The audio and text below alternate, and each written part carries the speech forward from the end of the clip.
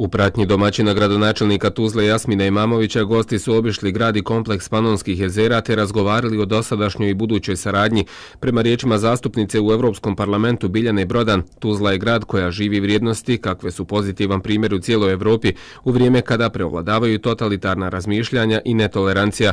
Govoreći o Europskom parlamentu, kazala je kako naša zemlja ima velike prijatelje u predstavnicima Republike Hrvatske u ovom tijelu, a da se vlada Hrvatske još od predsjedavanja Zorana Milanovića trudi da BiH ima lakši put ka Europskoj uniji nego što je to bio slučaj sa našim susjedima. Vladislav Živanović iz Gradskog vijeća Sombor je drugi put u našem gradu nakon 2002. godine i kazao je da Tuzla može samo biti dobar primjer svima. Ovdje se vidi očigledna promjena i napredak u svakom segmentu što se tiče infrastrukture grada, a pre svega ovaj kompleks Slanih jezera na kojem se nalazimo je nešto što je veoma veliki, nevjerojatan projekat, kako sam čuo od gradonačelnika, mislim da u cijelom svetu, sem u Tunisu, samo još ovdje postoji takav kompleks.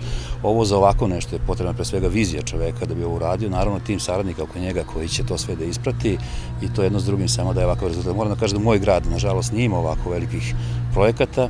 Ja sam negdje učesnik u izvršnoj vlasti neke 3 godine i evo ovo je divno iskustvo, jedan divan primjer kako se nešto može uraditi i kako se može napraviti dobra stvar za grad.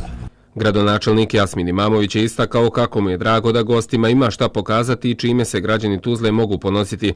Posebno je važna promocija grada ovim susjednim zemljama, odakle na Panonska jezera svake godine stiže sve veći broj turista. Veoma nam je važna i prekogranična saradnja Bosne i Hercegovine i susjednih država, a posebno nam je važan grad Osijek kao bratski grad.